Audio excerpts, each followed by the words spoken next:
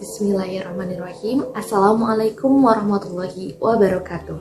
Perkenalkan, nama saya Alia Putri Agustina dari kelas C2 Akuntansi dengan nomor NPM 1022007.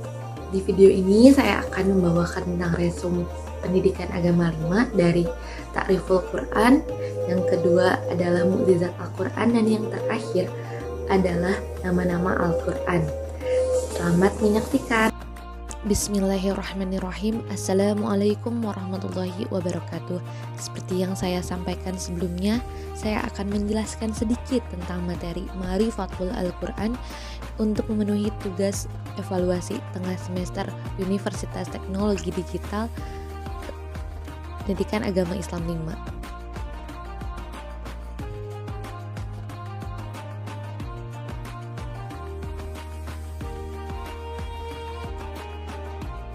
Materi pokok bahasan kita yang pertama adalah tentang Ta'riful Quran.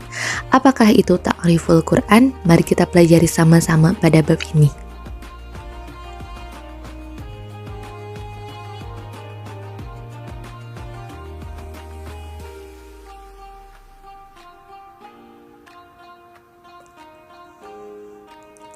Ta'riful Quran atau mengenal Al-Quran. Metode yang kita gunakan adalah metode tafakur, yang adalah kegiatan berpikir menggunakan akal dan kolbu, dan tujuannya adalah untuk meningkatkan kesadaran kita kepada Allah Subhanahu wa Ta'ala. Metode tafakur ini biasa digunakan untuk mempelajari Al-Quran dan mempelajari bab-bab agama yang lainnya.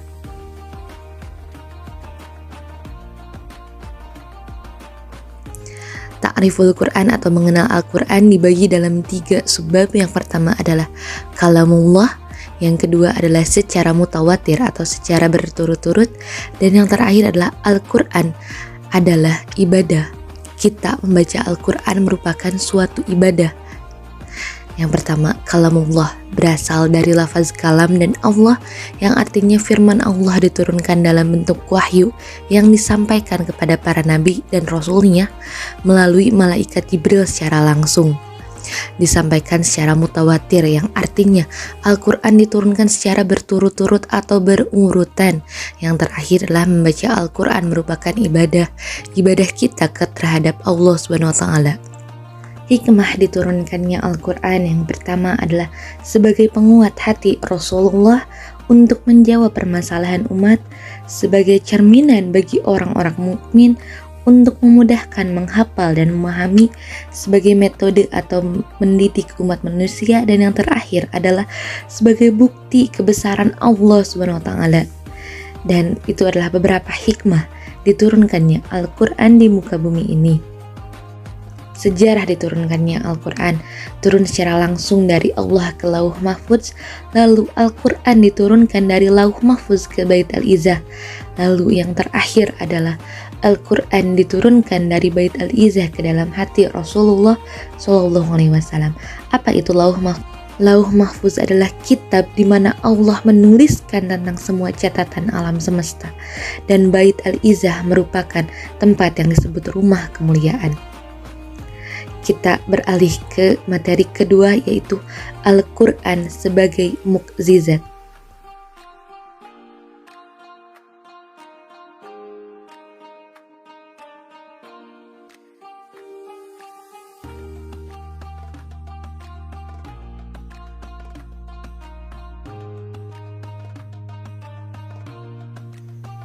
Al-Quran merupakan mukjizat.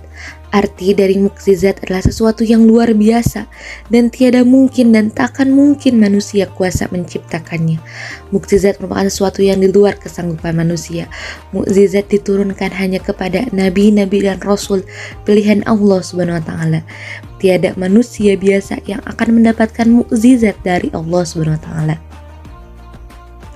Al-Quran adalah mukjizat yang paling luar biasa, paling agung dan terbaik, yang merupakan penyempurna dari kitab-kitab sebelumnya. Al-Quran juga disebut sebagai Al-Haq.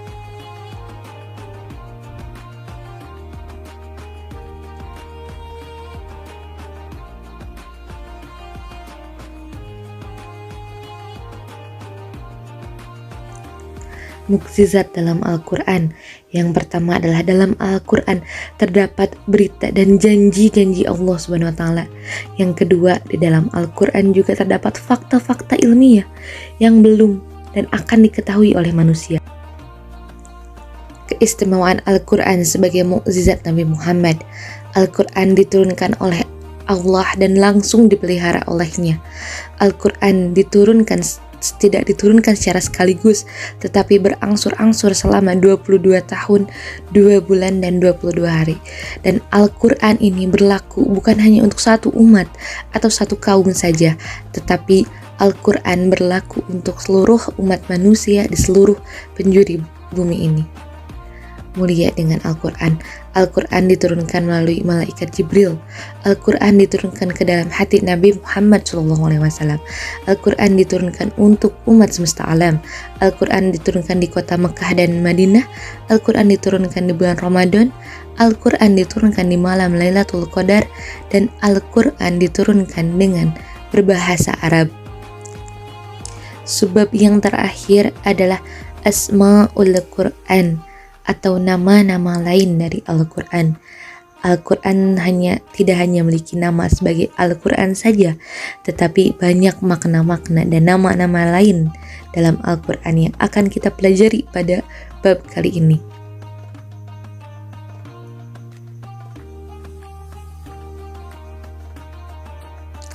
Asma'ul Quran. Arti dari Asma'ul Quran adalah nama-nama Al-Quran, karena Al-Quran berasal dari bahasa Arab yang berarti bacaan, karena seluruh isi dari Al-Quran adalah ayat-ayat firman Allah SWT yang dituliskan dalam berbahasa Arab.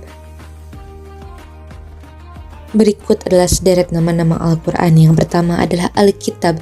Al-Quran sebagai kitab yang diisyaratkan untuk ditulis umat manusia. Al-Huda, bahwa Al-Quran sebagai petunjuk bagi orang-orang yang bertakwa. Ar-Rahmah, Al-Quran akan menjadi hikmah dan rahmah bagi kaumnya, terutama bagi umat muslim dan muslimat. Selain itu ada nama-nama lainnya seperti Ashifa yang artinya Al-Quran sebagai penyembuh, An-Nur, Al-Quran sebagai cahaya, dan nama-nama Al-Quran lain yang indah. Mungkin sekian materi yang dapat saya sampaikan. Mohon maaf bila ada banyak kesalahan. Wabillahi taufiq wal hidayah wa ridwal inayah. Wassalamualaikum warahmatullahi wabarakatuh.